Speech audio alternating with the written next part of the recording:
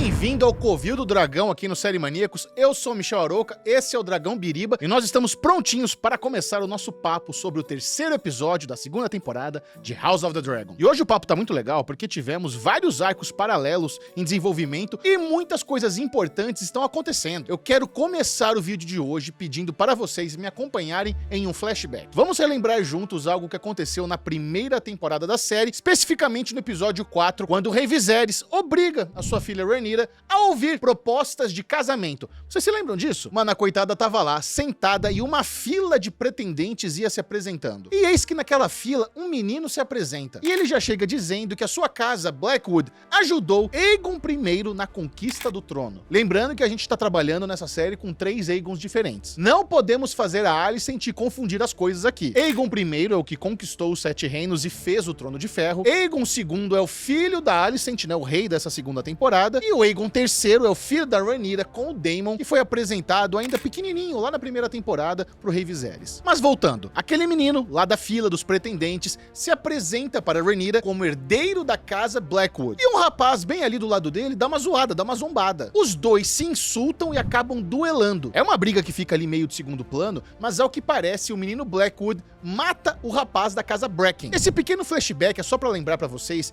que a treta entre os Blackwoods e os Bracken já vem de muito tempo e já foi mencionado na série antes. Aquela sequência que abriu esse terceiro episódio e mostrou como essas duas famílias acabaram quase que se aniquilando, serviu também para deixar uma coisa clara, e essa coisa clara está diretamente ligado ao que aconteceu no final do episódio. Essa guerra é pura destruição, e o pior, começou por causa de um simples mal-entendido. Mas uma coisa, esse terceiro episódio até agora, pra mim, foi o que teve mais problemas para construir uma linha narrativa central. A gente sabe que existe essa linha narrativa central e que ela culmina no encontro das duas rivais lá no final do episódio. Mas justamente porque tem muita coisa acontecendo ao mesmo tempo, a sensação é de que estamos vendo ao menos 4 episódios diferentes simultaneamente. Olha só, tem a Rhaenyra lidando com os filhos, tem a Alicent com o Criston, tem o Daemon em Harrenhal, tem personagens novos, tem o Aegon II na Casa da Luz Vermelha com seus brothers, e do nada aparece até o Aemond desfilando com a sua adaga de aço valeriano ali pra todo mundo ver. Enfim, 1 milhão de coisas acontecendo ao mesmo tempo. E assim, não é que foi um episódio ruim,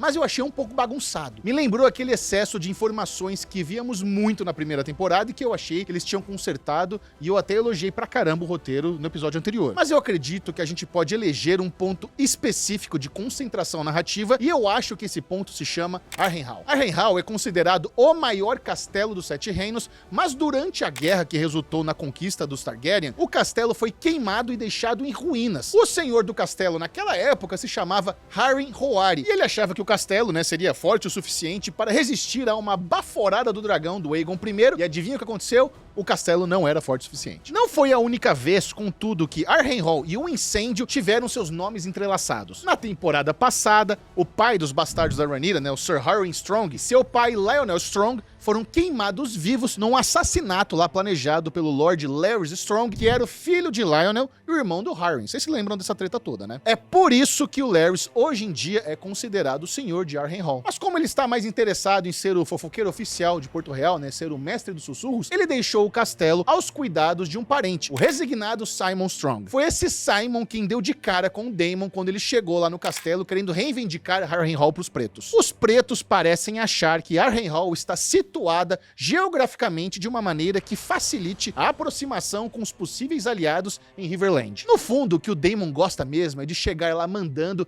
e exigindo ser chamado de majestade. Majestade! A cara do homem nem treme de vergonha. Agora, lá em Porto Real é tempo de mudar a decoração. E embora a paleta de cor dos Targaryen seja laranja, preto e vermelho, lá tá tudo verde na cidade e, como vocês sabem, não é fácil ser verde. Quando a Alicent chega lá para a reunião do conselho, ela percebe que Criston Cole, como mão do rei, pode ser perigosamente inflamável. E o que o nosso ser odiável quer, o Criston quer marchar na mesma direção em que o Daemon está, mas a Alicent não gosta muito dessa ideia, ela quer ser um pouco mais precavida. Agora fica a dúvida, a gente não sabe se a Alicent não quer que o Criston marche pra guerra com medo de perder suas noitadas de 50 tons de verde, ou porque ela sabe que o Criston já foi burro bastante enviando o Sir Arik pra morte no episódio passado. E o que a Alicent faz? Ela manda buscar o irmão Gwen para ir de chaveirinho junto com o Cole. Criston Cole, aliás, né, que arrumou um tempinho para passar ali no barbeiro de Porto Real, deu um tapa no cabelinho, deixou na régua, ficou parecendo que ele chegou lá pro barbeiro e falou: quero um negócio tipo o governador do Império Romano, deixa curtinho. Eu fico imaginando, né,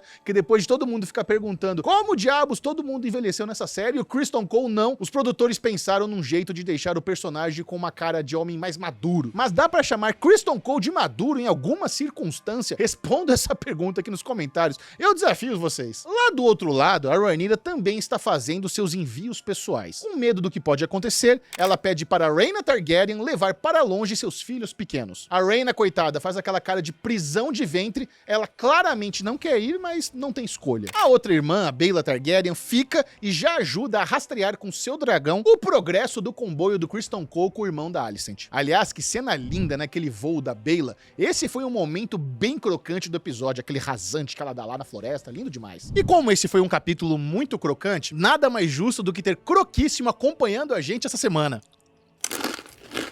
Croquíssimo, o amendoim mais crocante do universo, é o companheiro perfeito para quando você está assistindo sua série do coração. E o melhor de tudo é que você pode escolher qualquer um dos vários sabores disponíveis. Ó, tem o churrasco, tem o levemente salgado, o pimenta suave e o meu favoritão aqui, salsa e cebola. Sério, isso aqui, minha galera, meu povo, é um absurdo gostoso. Só que é o seguinte, eu não vou deixar vocês passando vontade, não. Eu vou liberar um cupom de 30% de desconto para você garantir seu croquíssimo agora mesmo. É só acessar o site pelo QR Code que está aparecendo aqui na tela ou clicar no link da descrição e usar o cupom CROQUEMANIACOS, que seu mega desconto de 30% será aplicado na hora. Eu recomendo muito vocês darem uma olhadinha, dar uma fuçada lá no site para ver o tanto de opções que eles têm, tanto de sabores como de tamanho. Aproveite o cupom CROQUEMANIACOS e garanta 30% de desconto no seu croquíssimo, o amendoim mais crocante do universo que te acompanha na sua série do coração.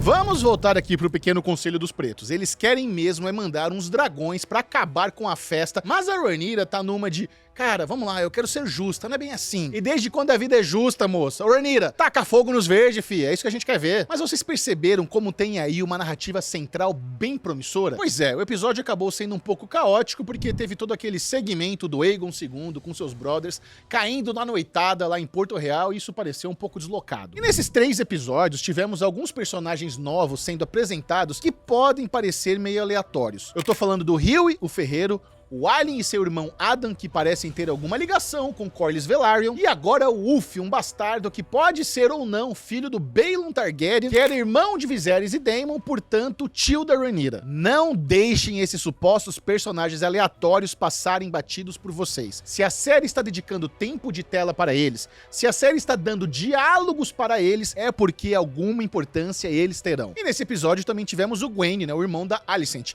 e uma mulher de preto misteriosa lá em Harrenhal, que provavelmente é a Alice Rivers, e se seguiram o caminho do livro, será uma personagem bastante interessante. Pô, vocês viram, né? Ela até mandou uma praga lá pro Daemon, dizendo: você vai morrer aqui em Harrenhal. E o homem já está tendo até pesadelo com a jovem Rhaenyra costurando a cabeça do Jaehaerys. E se vocês notarem, ela foi a única que não ajoelhou quando o Daemon chegou lá no grande salão. Presta atenção nisso. E foi muito legal ver essa breve participação especial da Millie Alcock no episódio, que interpretou a jovem Rhaenyra lá na primeira metade da primeira temporada, né? Ela é maravilhosa. Sem dúvida nenhuma, o plot mais importante desse episódio começou a ser organizado a partir do momento em que a Rhaenyra ouviu de sua tia Rhaenys que talvez seja melhor tentar brecar a guerra antes que tudo saia ainda mais do controle. E é nesse momento que o nome da Alicent é trazido à tona. A Rhaenys foi a voz da razão nesse episódio, a única que muitas vezes tenta trazer lógica para situações cercadas de pessoas emocionadas e impulsivas. A Rhaenys até lembra do avô dela, o Conciliador, o Targaryen Conciliador, que teve um reinado até mais próspero e longo do que o Aegon I.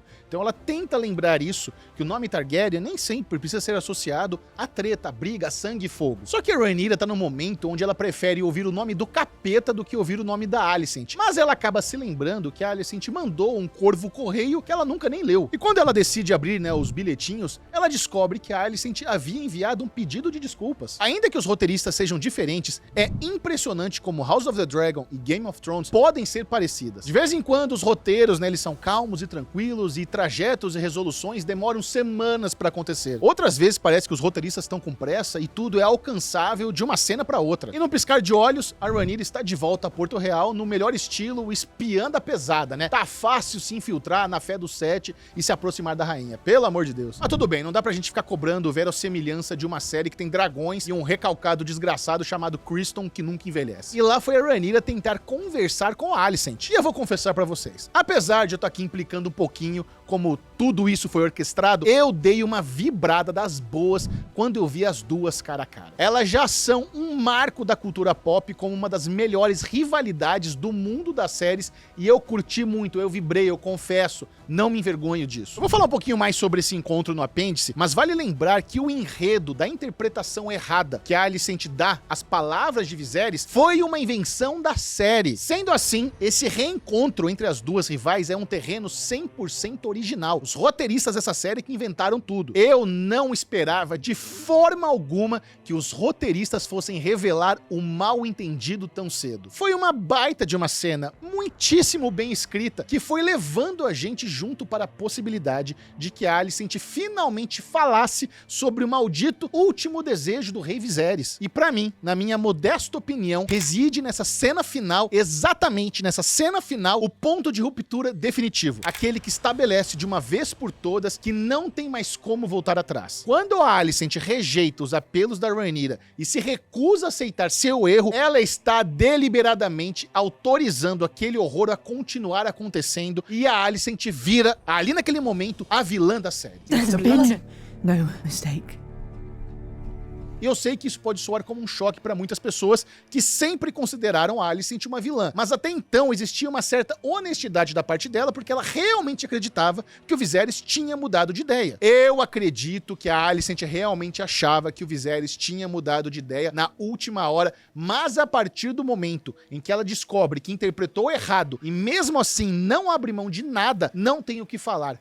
Alicent é vilã, sim. Ela tem suas fragilidades, ela tem suas dificuldades, tem sim, mas ela praticamente se autoproclama vilã com essa decisão ali, no coração do lugar mais sagrado do reino. Ela tem a verdade jogada na cara dela e ela pode mudar tudo. Mas é claro que mudar tudo inclui passar muita vergonha e abrir mão do trono. Eu acho que desse jeito que a série mostrou, estamos mais próximos do que nunca da Alicent do livro. Sei que tem gente que acredita que ela manipulou as palavras do Viserys de propósito, mas pra mim esse episódio deixa bem claro que ela realmente acreditava de coração que o rei tinha mudado de ideia nos seus momentos finais de vida. A cena entre ela e a Rhaenyra é muito boa e tem um impacto dramático gigantesco para os futuros acontecimentos da Dança dos Dragões. Aí você me pergunta, Michel, essa cena que realmente foi muito boa, existe no livro? Se você quiser saber, continua assistindo porque começa agora o nosso apêndice e se você prefere pular, não se esqueça de dar like nesse vídeo, se inscrever no canal e não perca as lives com a Mikan todo domingo, logo após os episódios acabarem, tem o Plantão do Dragão. A Mikan e eu entramos ao vivo aqui no YouTube por volta das 11h15 da noite, você está convidado, ok? Esse episódio deu start em vários acontecimentos futuros que precisamos esperar para ver como vão se desenrolar na série. Principalmente arcos envolvendo esses novos personagens que parecem aleatórios.